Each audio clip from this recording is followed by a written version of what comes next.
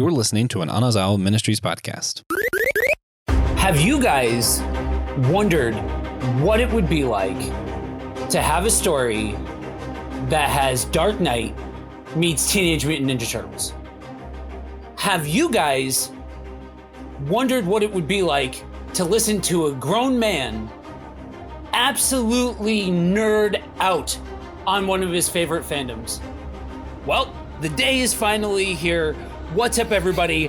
Welcome back to Systematic Geekology. We are your priest to the geeks, and for more wonderfully geeky goodness, you can check us out facebook.com/systematic geekology, patreon.com/systematic geekology. Help us keep the lights on. I am one of your hosts. I am Joe. I, if you could not tell, am an avid Turtles fan. And recently, in preparation for a little something special that you guys are going to have to tune in to the end of the episode for, I have been going back and consuming all things Turtles between the comics and the TV show. And the movies, right? And the movies, yes. Oh, sorry. I am Joshua Knoll. I'm a fourth-year biblical studies student. And recently, I just want to let you guys know, this is the whole reason I'm here, is just to say this. Recently, I've been geeking out on Teenage Mutant Ninja Turtles video games. I've got the Cowabunga collection on the Nintendo Switch. Nice. Man, what a good time. Yeah, that Cowabunga collection is phenomenal. Such a love letter to the original, like, Nintendo games and all of those kinds of things. Fantastic. I am TJ Blackwell, and I wouldn't say I'm a huge Turtles fan. I'm 5'6", 185. But I do love most of the Turtles media that I've consumed. It's always been great. Been nearly ever present in my life. So, kind of just wouldn't be right for me to not be on this episode. Love it. Hey, everyone. I am Will Rose, and I wouldn't say that I'm like a huge Teenage Mutant Ninja Turtle fan, but it was kind of like late 80s, early 90s when I was, kind of moving away from geek culture and thinking that, like, maybe I should do like other things rather than like consume all this kind of geek stuff. But I certainly learned my lesson that was not the right move in my life, and got back into the geekdom and the geekverse later on in my life. But you cannot escape the impact that the Turtles had just in the zeitgeist of popular culture, and definitely watched at a distance. And I will also share that I've been geeking out on rewatching the original 1990s movie, because the movie was actually filmed in my hometown in Wilmington, North Carolina. A lot of it was filmed there, and some of my friends, when we were in high schools, were actually extras in the movie. When you go and watch like the Foot Clan's like hangout where they're skateboarding and like training and doing all that stuff, it has a bunch of kids and teenagers in the background. Well, some of my friends are in the background. I couldn't really find them when I rewatched the movie, but they're there. They're there as extras because it was in Wilmingwood when it was filmed. Yeah, I went to school in Wilmington. I was almost one of the extras in Winter Soldier because it was going to be filmed there. Then some legal stuff happened and it wasn't filmed there. So no, that sucked. Also, just a public correction. Cowabunga collection isn't out yet. I'm playing the games that are going to be in the collection. I'm preparing for it, and I'm just going to play them again when it comes out. Yeah. Nice. All right. Yeah, I grabbed my Switch to look for it, and I was like, well, I gotta buy this. And then, I was confused, but I understand now. Thank you. Yeah, they've shown some of the preview stuff on YouTube, and it looks absolutely phenomenal. So diving into today's episode,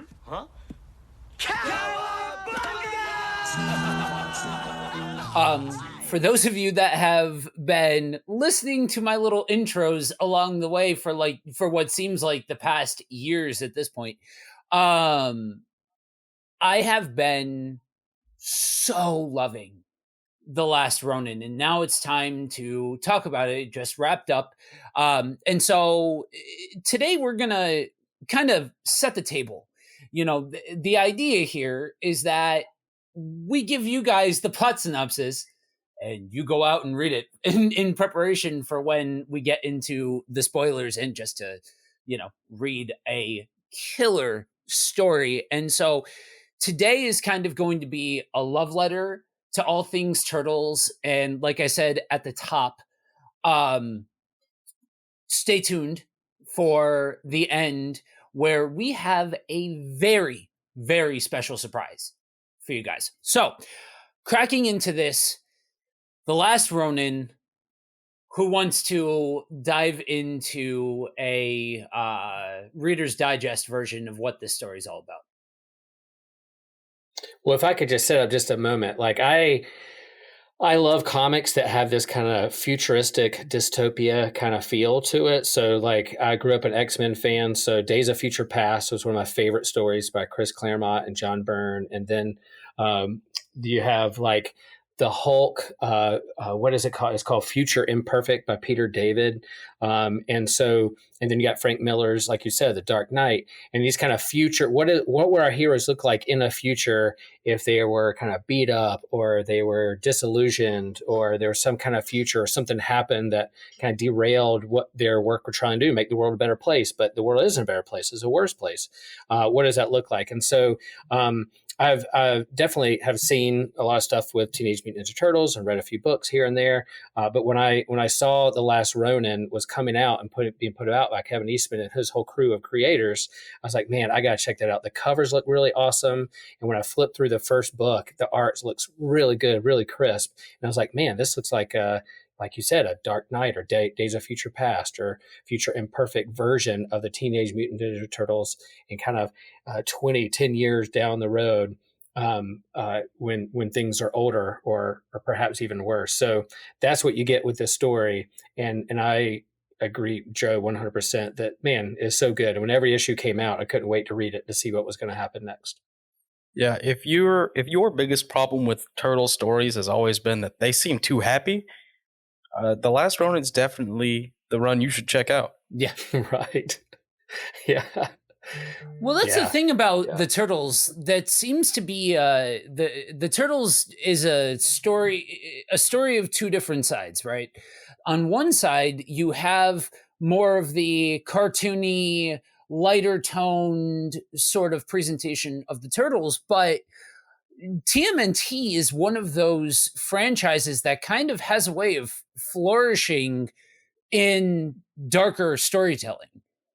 And especially when you look at the comics run, to piggyback off of what you said, TJ, if you like that idea of these characters presented adjacent to where they're at, still some of the same kind of joking, sarcasm, bantery sort of deal, but like in a darker world where there's stakes and there's weight to things and things like that, I would absolutely suggest checking out the entirety of the comic run that's happening right now, not just Ronin, but like the mainline title as well, because they do not shy away from that style of storytelling. And Eastman does a lot of the artwork for that in general. And so it's just so gorgeous. Yeah, I would try to summarize the book, but I was scared that I would go into spoilers, that I would do it. So if someone else wants to kind of set up the premise, from the get-go, you kind of get a feel of what's going on. And there's a surprise at the end of the first issue, and then it kind of builds from there. So we don't want to spoil anything, but when I explain things, I spoil things. So if somebody else wants to summarize what the premise is without spoiling stuff, I say you guys go for it. Somebody goes for it. I'm thinking really hard to come up with a way to make this sound accurate, but also not, spoilery. Right. Well, I wouldn't give away what happens at the end of issue 1, but you could set up kind of what's going on.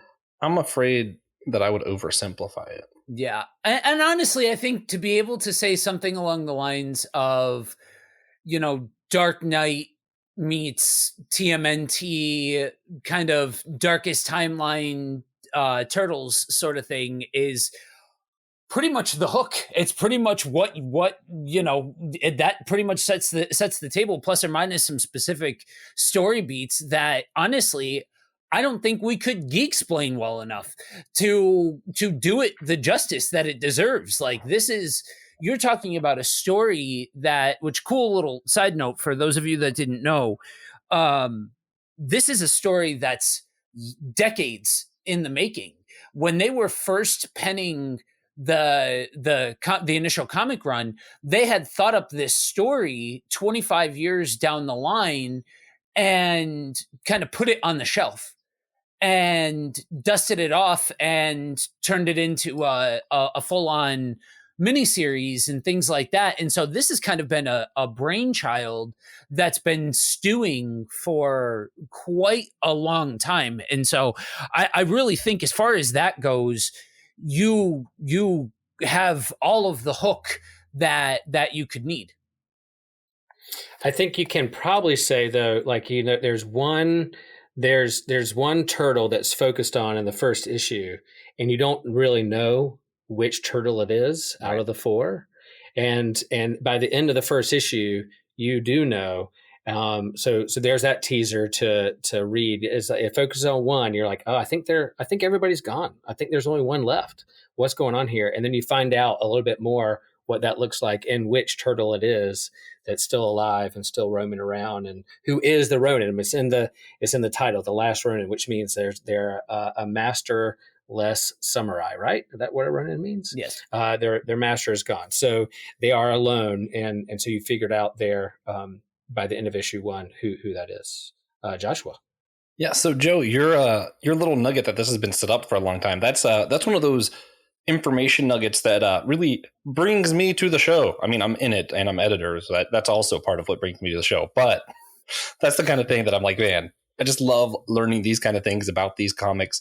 If we're going to do comparisons, I think my comparison for this would be Old Man Logan, but turtles and a lot more samurais. Yeah, that's good. That's a good pull. Yeah, Old Man Logan's another good one. That's a good shout. Yeah. Absolutely. And it's so funny to me that you have this presentation where, like, an editor's note, tons of cowabungas, absolutely spam the sound effects. But you have cowabummer. You have this on one side, colorful and bright and fun and almost the apex of kids' Saturday morning cartoons for a certain generation, and honestly for multiple generations at this point, because of the different iterations that have taken place and things like that. But I think for this, they've so done a great job at satisfying the desire for people to see, what happens when, everything breaks loose. What happens when, everything goes wrong? And kind of, I think in a lot of ways, this kind of storytelling really emphasizes the hero's journey in a way that almost plays off of the things that have come before it. You know what I mean? Like, you can tell somebody who's a little bit more well-worn, I guess, but has underneath the surface has like a sarcastic sense of humor, or has, it can kind of knows how to be jovial, but has been beat up and things like that. I think that, to me, I won't go any further because, I too am not sure that, I could go any further into this without, letting the cat out of the bag, so to speak, which is in part two of this conversation. But like, that presentation to me, I struggled to find one better. And yes, I am 100% biased. You're talking about this and Power Rangers are the heart of nostalgia for me. And so, but really, I think all in all, this takes what has already been done well for the Turtles to an entirely different level, Yeah, it Yeah. still has those moments where it's funny. And you still have those classic Turtles banter. Yeah. Which is, super important to lighten the tone at some points. But it is not, not pervasive. It is definitely still a very dark story. Just a bit of levity sometimes. Yeah. I don't think this counts as spoiler, but what they end up doing with the April character, that was the part where I was like, A, made me think of Old Man Logan a little bit and some of how he related to certain people. And B, was just kind of like oh, okay. It brought ironically, brought a lot of humanity to our main protagonist. Yeah. Yeah. Yeah, And a I lot of like the those humor came in those stories. interactions. I like the those martial art kung fu stories where there is someone who's learning. They have backdrops and backstories of them training and their sensei, and then they're kind of lost or disillusioned. They're broken. They've given up, but then they find a way to get their hope back in the next generation or those who are younger than them. And as someone who's pushing 50, who's been in the ministry business for a while, it's easy to get like disillusioned or be like, oh, what's the difference? What difference is it going to make? But then, there are moments when like the next generation or people around you, or even like folks in this community, they give you hope and they're like, hey, let's keep doing this. Let's keep training. Let's keep fighting the good fight. And so when you see that kind of, I love those stories when you see someone get their hope back or even try to pass it on to the next generation. And that's what's happening in this book. And it's inspiring. It's good. You can't help but think, in terms of our world, moving quick to a dystopia, whether it's nuclear fallout or pandemics or whatever you want to lean into, what would I do in that situation? I put myself in the story and be like, how would I act? What gifts do I have that could contribute to either the resistance or to make the world a better place? Yeah, two things. We should do an episode about nuclear energy. I think that's a valid topic. But also, I love what they did with Casey in this run, and you guys know what that means. But those of you who haven't read it, you'll just have to read it and find out what I mean. I think that might have been a double entendre, and I hope it was, because that was funny, clever, nice, bravo. Yeah. It's, for me, this story quickly jumped into easily the top 3. I would have to really consider whether or not it's the top Turtles story for me of all time. There was a run back in the 90s called Teenage Mutant Ninja Turtles Urban Legends.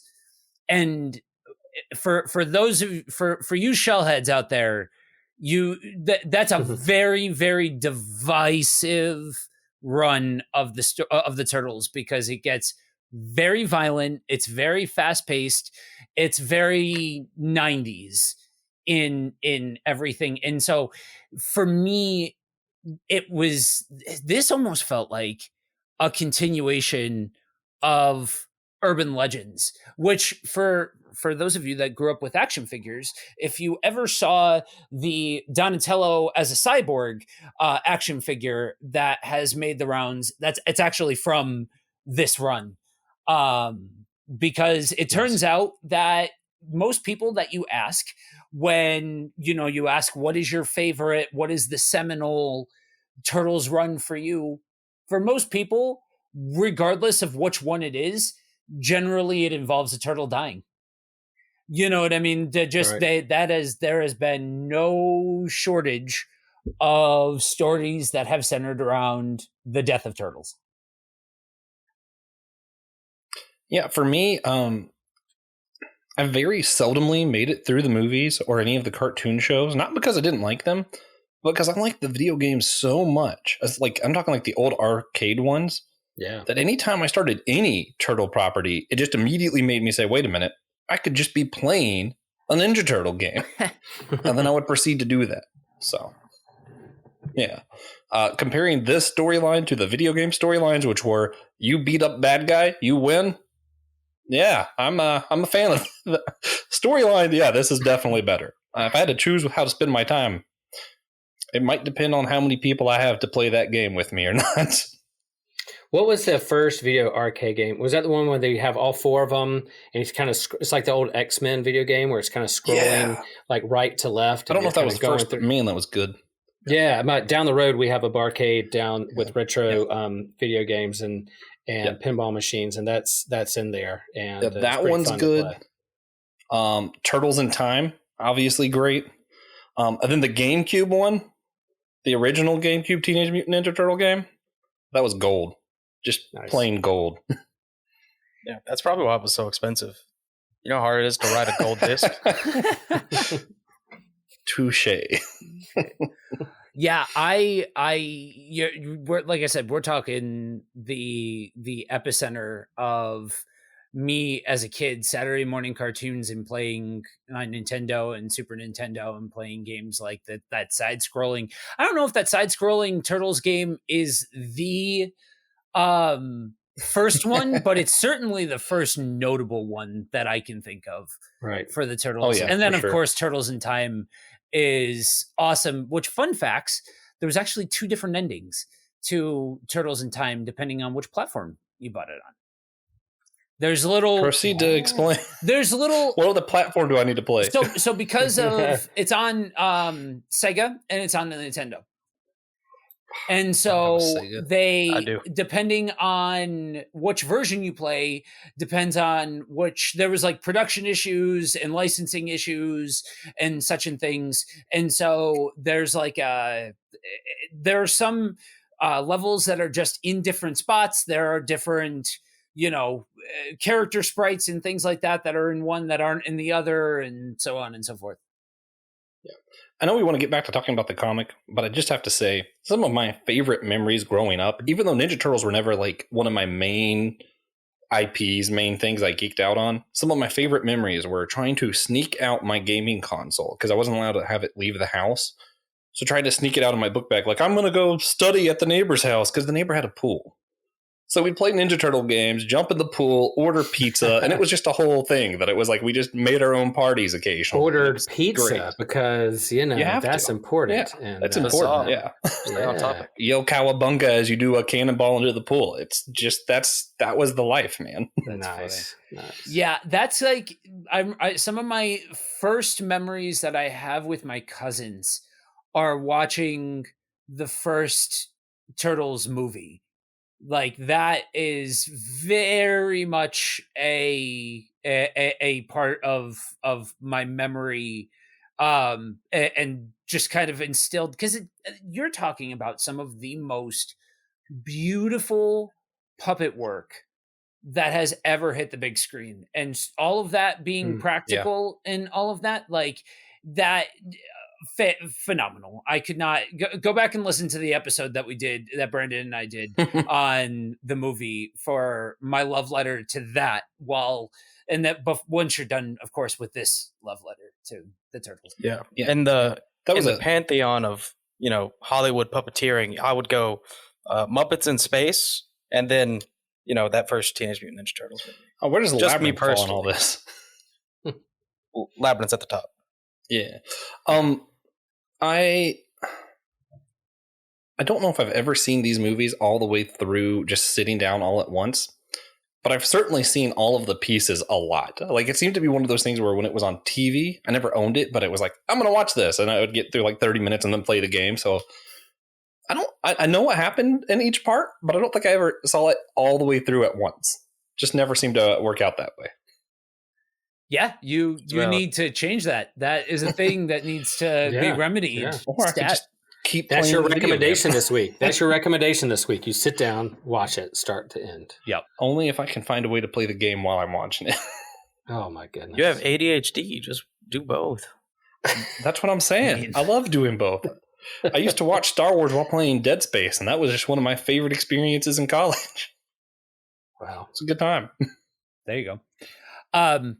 So for me, I cannot help but read Last Ronin and be like, okay, somebody needs to fork over, a couple $1 million and make a movie of this. 100%. Like I fully understand that if you jump right into a cinematic presentation of Last Ronin, basically Turtles fans will be the ones that will understand what's going on and enjoy it the most and all of that kind of stuff. But hey, I'm a Turtles fan, so I'm going to be selfish and say, yeah, just go ahead and do that. You know what I mean? But like before that, before this one, City at War, which was a seminal 90s arc, a lot of Turtle fans would point to City at War as being another one that's like, you know, everything's breaking loose. It's nuts. All of the gangs are at war with each other and so on and so forth, which was kind of acted as when it was collected, kind of acted as a capstone for the original run of Laird and Eastman. And there, when they were the ones that were steering the ship for the Turtles before it ended up in other hands. But like, no matter what story you end up necessarily going with, honestly, I think you could tack any of these onto the 90s universe that was already created. You know what I mean? Make that the start and have all of this act as kind of like the epilogue of that universe that we saw. You know what I mean? Now, would you want it live action, CGI, or puppets, or would you want like a gritty, like cartoon, like 2D animation, not like the computer 3D stuff, but like a 2D animation, like from the 90s? That would be. I like almost like an Invincible. We were talking about Invincible earlier. That you know, if you guys are listening out there, maybe you'll hear that conversation one day. It caused some controversy among us, but but like, would you want to see the Last Ronin as like a made for TV, like streaming hour and a half, 2 hour cartoon, or like live action, go to the theater and see it? What would be your preference? So I would either want to see a live action, like basically what we had for the 90s cartoon with the puppets and you know, make Cool. as much as possible practical. You know what I mean? Like to really keep the same kind of tone, or keep the same kind of tone as the 80s cartoon and make like a gritty stylized version of the 80s cartoon and have it that same kind of 2D animation. But either way, I think that's your ticket, because this so fits in. Like if you, I guess the one thing that I can really emphasize with this story is, if you like the tone and tenor and style of storytelling that kind of preeminates the throughout the different Turtles iterations, this is for you, because there's kind of a sameness in the best possible way to a lot of this stuff. And so either direction, if you kind of tack this on to that as a continuation of those stories, I think you can't go wrong. So I think in a perfect world, they would treat it how they treated the Clone Wars at first. Let Genndy Tartakovsky make an animated movie of The Last Ronin. There it is. It's going to look different. I'm going to watch it. I love that art style. I love Genndy Tartakovsky. Me too. And do a live action. Yeah. Puppets. So if the creators are out there listening to this by any chance, then that's our plug, and that's what we would want to see happen. And whatever we can do to help support that, you know, let us know. Yeah. And we'll be the voice actors or extras in whatever you create. Yeah. And this just so happens to potentially be an example of that. More on that in a little bit. Yeah, Genndy Tartakovsky, I can absolutely bankroll a Last Ronin movie. You just give me enough notice and a ski mask.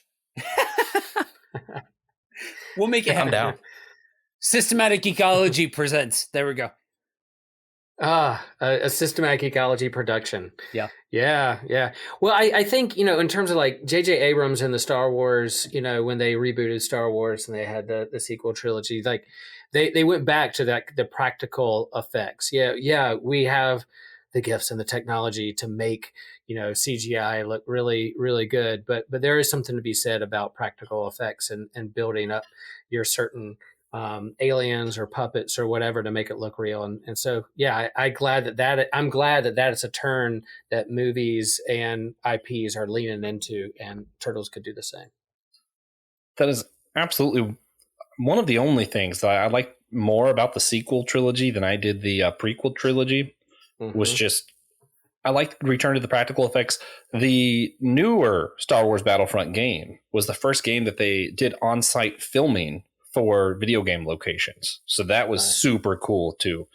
Yeah. Also, there's a fun video of me annihilating people online to the Guardians of the Galaxy album to that game. So that's awesome. I thought you were going to say that there's a fun video of you online destroying me on that game, and that's just not true. That's not true. Yeah, I would love to have a match with TJ. TJ is a master video game player. He is one of those people who know frame by frame how many frames it takes for players to do moves in Smash Bros. And I just can't compete with that yet. Thanks for the warning. Systematic Ecology Smash Tournament. There we go. I'm there. There we go. I am down. So yeah, I think, and honestly, so I'm not gonna. This might be my one hot take for the episode, but I think you stylize the turtle but the Ronin in the same kind of way that the 2010s movie tried to do, the Out of the Shadows or whatever. I saw the first one. I didn't see the second one because the first one was a dumpster fire. But that kind of hulking, you know what I mean, that big sort of way of doing it. I think that fits great in a darker timeline. I think if you're trying to make them any kind of, like, I guess, family friendly or approachable or any kind of lighthearted or any of that, making 5 hulking turtle monsters probably isn't the way to go. But yeah, and to the whole practical effect thing, if you notice, like, for all of you movie geeks out there, you tend to find this wave of fan reception towards CGI and kind of that almost simulated environment that at first it's wow, it's so beautiful. You know, you think about something like Avatar, right? Basically Pocahontas in space. But it was gorgeous, stunning movie. Like, say what you will as far as the storyline and the fact that it's problematic at points and all of those kinds of things. It's an absolutely gorgeous movie, but there's something inherent to the human mind that when you see something that's fake or manufactured, your brain is going to subconsciously tell you it's fake and manufactured and take you out of the moment. There's the proven science is there as far as when the eye catches something that's CGI. And yes, again, I am biased because I'm also a huge horror fan. And I grew up in the era of Tom Savini that was basically doing 90% of horror movie effects and doing all of which with practical effects. And so, like, all of these different kill scenes that you get and all of these different moments, they're all practical stuff. So for me, I like, yes, that the turtles looked their best. Yes, there's a bit of camp to the fact that the mouth moves about, you know, this is why we need to have the video up on Patreon. But basically, for those of you that haven't seen it, which A, go and see it, but B, the mouth moves ever so slightly, very much in a stereotypical what you would think of a puppet's mouth moving. Yeah, I'm a big fan of combining practical and effects and CGI. I think they do best together. You can only go so far with practical effects, and I like to stretch the imagination, but when something's just CGI, it tends to be kind of cringy. And with that, I really just wanted to say, concerning the Avatar Blue People movie, the only part of that I think makes it worthwhile, the only thing I like about it, is its little corner in Disney World at night. It's beautiful when it's lit up. Super cool. Yeah, nice. I gotta say, I love that movie. And I was very impressed that, they did what Josh said. They mixed practical and CGI. Super impressive that James Cameron just found all of those 9-foot blue people to film with. It's underrated fact about the movie. Gorgeous and very relatable. Oh god. Yeah. I would also betray the U.S. military to go out with a 9-foot tall blue woman. Listen, I'm just gonna say, if you're gonna tell that story, you should at least sing All the Colors of the Wind. Oh, come on, Okay. guys. Hold on. That was the first movie that I ever saw in 3D in the movie theater. So there's a small part of me that's like, I have fond memories of that movie. And then there's other parts of me that are like, again, Pocahontas in space, guys. That's really legitimately what it is Pocahontas in space. So, before Riverbend. I want you to understand, Josh, I'm an ignorant savage. I want you to understand, Josh, that it is your absolute responsibility to pepper in songs from little snippets of songs from Pocahontas and stuff like that. Don't worry about it. The mouse won't mind. Deal. He's gonna have so much fun. So much fun editing this one. I can't wait to hear what this sounds like. But yeah, so I don't know. I could go on and on. But before we go any further, to jump back to The Last Ronin, I'll leave my opinions last because I really don't think I'm going to shock anybody with what I give this book. So, Josh, let's go ahead and start with you. What would you rate this book? I'm going to apologize to everybody in advance. He's going to say 6. I'm not. I still think it was really good. When I read issue 1, I would have given issue 1 like a 9.5, almost 10. Absolute masterpiece. Beautiful. I love the little twist at the end of that. I thought it was so cool. For me, as the series went on, each issue was just more like, okay. And it just kind of went. By the time it got to the end, it kind of fell flat for me. And those last 2 issues, I probably would have rated a 6. Overall, I'm going to say, I'd probably say 7.5 or 8, depending on the day. Today, I'm feeling good. Overall, I like the vibe of it, so I'm going to go with 8. But that's also, I have this Marvel bias where Marvel does this, you're the last person left storyline so often that it just feels overdone to me. And I don't think most people would have that experience. So first off, Josh, you're fired. Second off, go ahead, Will. Yeah, it's when you tell a grand epic story, and you have like 3 acts or 4 acts or 2 acts, or how many acts is the middle part is always like, how do you keep it going, and how do you land the plane? How do you end it right? I agree that first issue is just fantastic. And, in the middle, you got to tell a story. You got to have a hero's journey. You got to have the struggle. You got to build the background. And for me, it kept like I had questions, and it kept answering those questions.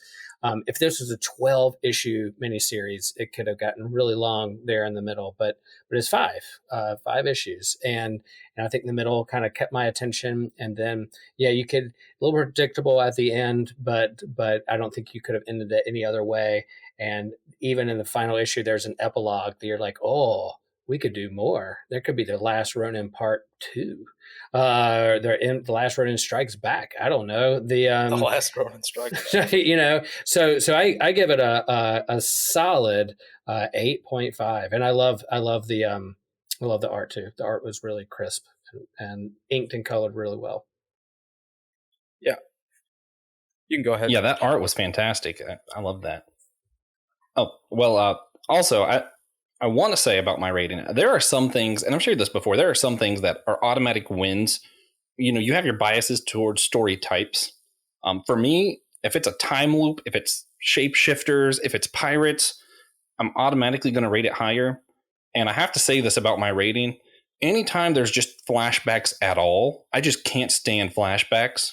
I automatically rate something lower. So those first couple seasons of the Arrow on CW were rough. Were really rough. You're not a fan of Lost? Not a fan of Lost? I strugglled with Lost. I didn't like it, but I had to see it. Yeah. It was one of those. That's a whole other episode we can talk about. But flashbacks. If you're going to do a feature story, you got to do a flashback. If you don't, that's actually it's just that's why Josh's memory is so bad. He can't stand having real life flashbacks. Yeah. I just prevent myself from remembering anything That's so I right. don't have to experience Flashbacks are that. triggering. I get it. It's also why I don't dream. That's why. Yeah. But for me, Yeah. TJ, I'm gonna say, first of all, I want to say my scale and Josh's scale are very different. I have to actually like something for it to go above a 6. To me, 6 and up is something I'm still gonna read. Yeah. Too many people, read reviews and I was like, oh, it's a 6? That's garbage. That's awful. Like a 1-star review is more compelling to a lot of people than a 6. Right. Me included, to be fair, but I'm also going to give it an 8. That means it is one of my favorite comic books that I've read definitely recently, probably all time. I do not rank things comparatively to other things of the same type. Me, it's just 1 to 10. How much do I like it? I don't do that whole comparison thing. That's usually not fair. So, solid 8. I loved it. I'll probably read it again in the next couple weeks. Cool. So, okay, nobody's gonna be surprised. Drum roll. Man, I would give this a 10. I think as far as this story goes, I think it literally ticks all of the boxes. You know what I mean?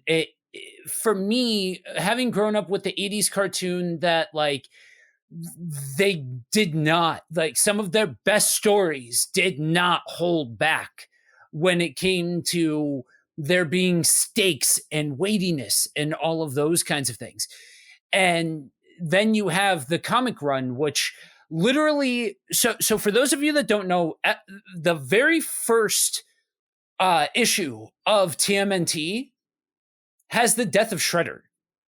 This is not a like a new thing. You know what I mean? To have these kinds of stories told and stuff like that. So to me, it took all of this stylization that the Turtles have become known for, right? That's the one thing that Kevin Eastman and Peter Laird did expertly, literally to a T, was have that rebel spirit and then set themselves up to make it so that way you could not separate the Turtles from that rebellious spirit. That just, it became ingrained with the IP. And so the way that they were able to set the pace and set the tone for how a Turtles story is told, I guess for me, being an avid fan, that kind of predictability factor that you guys touch on, to me, doesn't read as predictability. It reads as, well, of course, that's how a turtle story is going to be told. That's how you tell in an authentic way a turtle story. And for me, it helps to know that little tidbit that I threw out there about understanding just how old this story concept is, and the fact that this is coming directly from the mind of one of the co-creators in such a direct way that it has his fingerprints all over it. And to me, Absolutely. some of the very, very best turtle storytelling came from the two originals before it was given off to other hands to handle. And so for me, I am quite possibly, admittedly, the audience for Ronin, which I hope that how good this story is, right? The thing you hear from from each individual one of us and our own rankings, our own takes on things, it's still good. Even if we had issues with it, it's still such a very good story. I just happen to think that for me is up there for geeky masterpiece sort of echelon of story that I really hope that this story goes off and creates a whole new generation of people that have this kind of passion and very obviously like nerd out on this particular IP. For me, I think from 1 to 5 and everything in between, the way that they did what they did, and I'm chomping at the bit to get into specifics here, but without going into specifics, the way that they hit each one of the beats that they hit along the way, I think every single one of them, bullseye, dead on the mark, hit for me. Oh yeah, since I do most of my comics digitally these days, I buy very few comics. This is probably still going to be one that I buy. Yeah. Fantastic stuff. And I would imagine, Joe, if this was reversed, if this was somehow like a Captain America miniseries that was an absolute masterpiece, and it ends with, Captain America giving his big monologue, that to me, I'd be the one going, of course, this is how a Captain America story goes. And I'd be getting Josh, that was just so predictable. It's Captain America. That's where you have to do that. Mm-hmm. So I get it. So, and they're like pristine. The comic books themselves are like this kind of pristine, extra sized, kind of thick, almost hardbound, thick books that you could collect and put it by your graphic novels and put it on your shelf. It's not just a small little floppy comic, or it's kind of a pristine size that you could put up on your bookshelf and even have like its title is on the spine for each comic. So they're extra. It costs a little more, but there's extra pages and extra story there. It carries a lot of weight, literally, and with the story as well. Yeah. We like to talk about sometimes comics are just fun. They're comics, and sometimes comics are art. This would be one of those cases where this was art. Like the way it was done, the grittiness, the stylistic choices they made. Yeah. This was art. And I think it helps that, like, for anybody who has spent any time listening to a Kevin Eastman interview, he oftentimes cites Jack Kirby as his main inspiration, and so you'll get the joke in a minute, guys. So to me, that same kind of motif rings true for this, that you can almost see the inspiration in his work from guys like Jack Kirby and stuff like that. And for me, I'm so stoked at the idea of the collection of this. No clue I haven't heard anything come across as far as what it's going to look like or anything like that, but I'm sure that he'll be doing a collector's edition, some kind of beautiful art piece for it and things like that. And I have all 5 of the paperbacks. But I'll still be getting the collection for this one, just because in my mind's eye, I can already see the fact that it's going to be absolutely stunning. So I just want a good omnibus. Yeah. Oh, it's coming. Yeah, I have been waiting for somebody to come along and to put the effort into collecting the Mirage run and the Image run and all of these beautiful pieces that I'm also a geek, so I want just a giant thick book of Turtles comics. At the end of the day, that's really what it comes down to. That's why Invincible's so good. The omnibuses, there are like 3 of them, and they're all like this thick. Yeah, I don't understand why you would want to collect trash all in one place. That's what trash cans are for. I'm just saying. Invincible is one of the 5 books I'd give a 10 out of 10, just for the record. So the word that I'm looking for here is anyway. So drum roll. We have been building up to this, and so we figure who better to chime in on this conversation than one of the co-creators himself. I'm going to be throwing it to future me, who will be sitting down with Kevin Eastman himself to get his thoughts on The Last Ronin. Take it away, future me.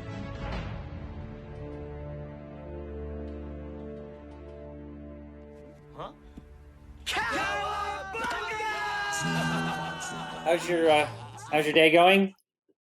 Oh, wonderful. I have been in anticipation for this conversation. I've been a Turtles fan for my entire life. So getting a chance to speak to one of the guys that we get to do what we do because we get to stand on the shoulders of giants like yourself to be able to talk about your work and wax philosophically about these awesome stories that you guys are putting out. Well, thanks. No, and it's that's to sum up everything. I always start my interviews, which is thanking the shoulders of giants I firmly stand upon that inspired me and paved the way for me to be able to do what I do, what Peter and I were able to do back in the day with publishing, self-publishing the Turtles, and then where it went from there has just been an epic blessing of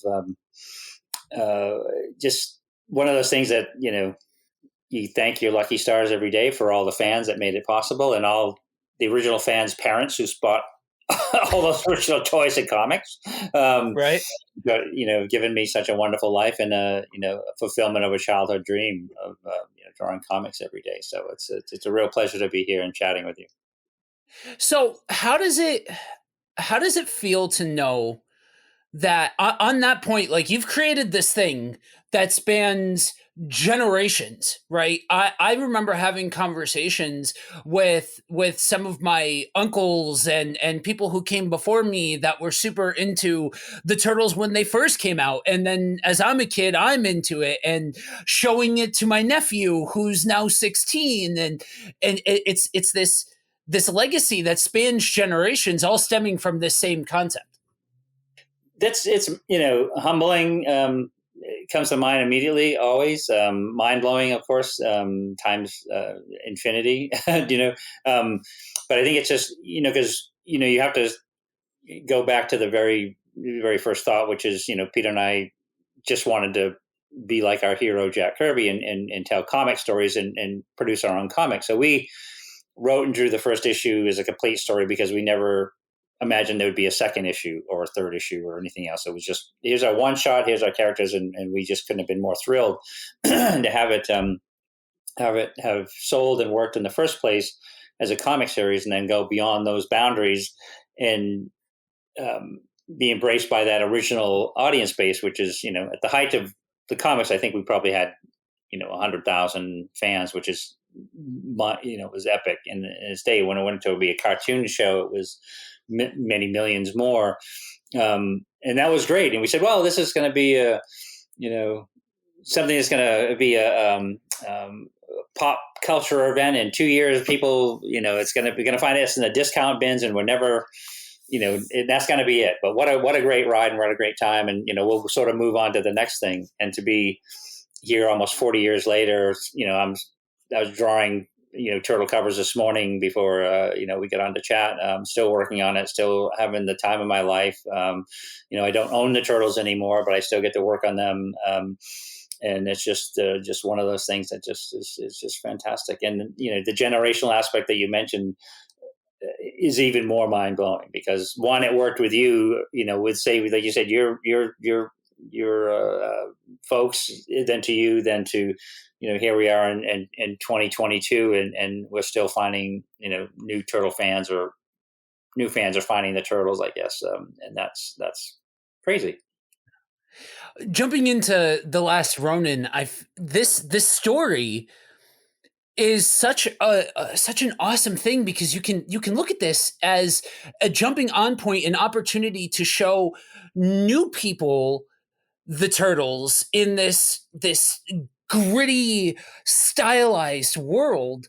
But at the same token, honestly, it's almost like a love letter to so many of us that have been with the Turtles through the different iterations, because you could stick the Last Ronin on the tail end of so many of these different iterations of the Turtles, and it works, No, thanks, and I think one of the great things is that we've been so fortunate about is the idea of the Last Ronin came from an idea that Pete and I wrote together in 1987, and it was sort of looking 30 years down the road of what the Turtles' quote unquote final story might be. Based, obviously, this is pre-toys, pre-everything else, and based on the original Mirage series. Every version of the Turtles since then, we got busy and we never got around to telling that story. Every version of the Turtles since then is based around those same components, the same heart and soul of the four turtles, a father figure, a sister, Casey, the family that makes up the core of the turtles, and the universe of the turtles has been in every version since, right up till the one I've been involved with the most in recent years is the last 10, 12 years of the IDW comic series, which Tom Waltz and the whole IDW team has crafted. So it sort of, when we looked at approaching issue 100, where are we going to go from here? I dusted off the story and I said, Tom, this is a story that Pete and I wrote, and I think it fits here. We can go, all Dark Knight on it. We can, address the Mirage universe. So it's not a IDW universe. It's not any particular universe, but it is definitely strongly rooted in the original universe. And let's tell this future story. And we had hoped it might be as well received as the ongoing comics, which still sell very well. We're so thrilled with those stories and adventures, and the reaction has been overwhelming, and even thankfully tolerant for my schedule, because I delayed everything.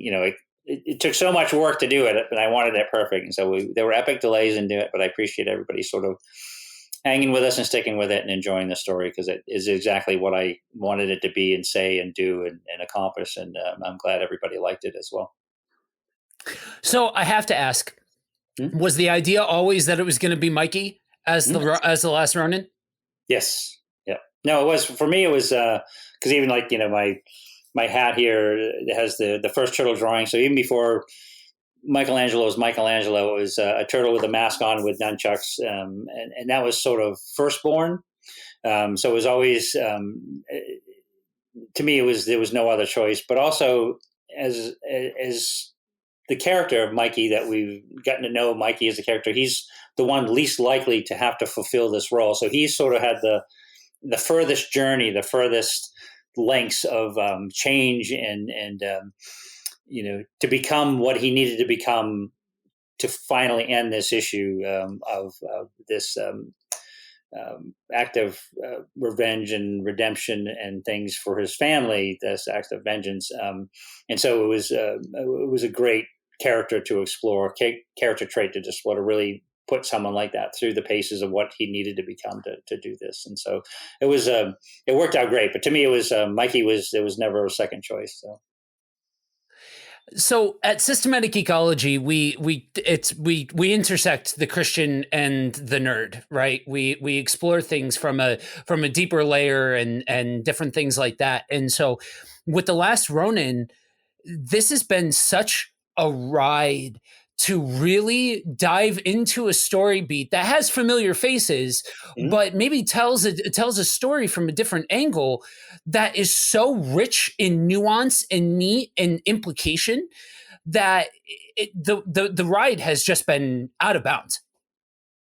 Thanks. It's I guess it's sort of, I was brought up by, as a Christian background. My mom's side of the family was Catholic. My dad's side was Christian. We went to church and did, that was an important part and a big part of my early life. And I think just what I was able to absorb from that as a balance of all things in the universe, which is, good versus evil, right and wrong, balance of just general morality, being exposed to that and being able to make the decisions for yourself, like, in normal life or your beliefs and that thing. And that's keeping that balance and staying true to what is important to you as a person, but also as and that becomes an important part of your storytelling devices and what kind of message you want to send with your characters, with the kind of stories you tell. So it was all those things included, the passion for the pop culture, the genre, morality, and just sort of things that I believed in, the kind of story that I wanted to read. Because at the end of the day, you have to write the material for yourself. Hopefully the fans, if they find it great, then great. But, you can't write to them or for them, you write for yourself, and hopefully that's something that works with them. So and it's been just fantastic. It's a really good feeling, and I'm really appreciative of the support and the success of the series. So. Cool. I told one of the other co-hosts that I would ask, is there any plan for a movie? That's a good question. And, with all things turtles, it's, I sold my rights to them many years ago, and I still work on all different aspects of the Turtles entertainment empire, and Nickelodeon, who's been so fantastic to work with, and brings me in to do different things. But it's sort of right now with Seth Rogen's new version of the Turtles and other things going. We don't know if Ronin will go beyond what it is right now, maybe down the road in the future, but that was never the intent, and that I wanted to tell Tom and I, everybody at IDW wanted this story to be exactly what it was, a really great comic story, written for ourselves, written for the fans, to hopefully enjoy and to tell this important story, and then continue, if it was received well enough, other adventures in the Turtles multiverse of the comics. So we'll see where it goes, and I know that there's a couple of companies making toys, which is exciting.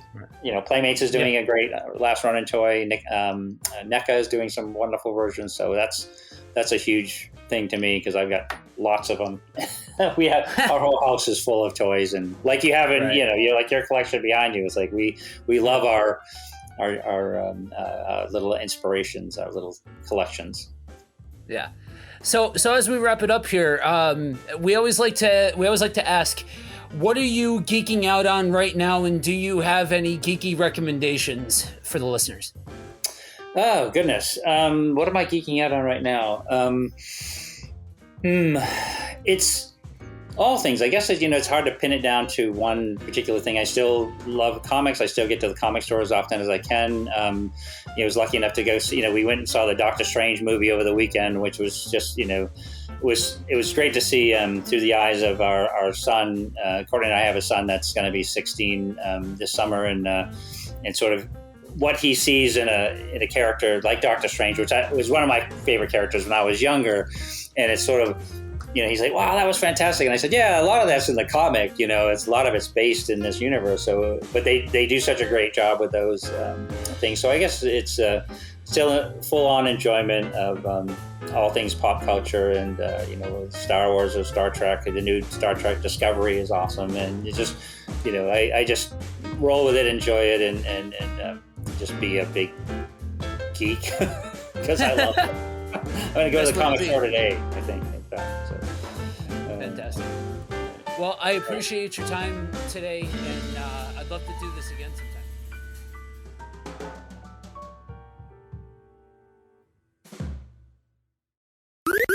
This was an Anazao Ministries podcast. If you enjoyed this show and would like to learn more about our network, be sure to check out the Anazao Ministries Podcast Network.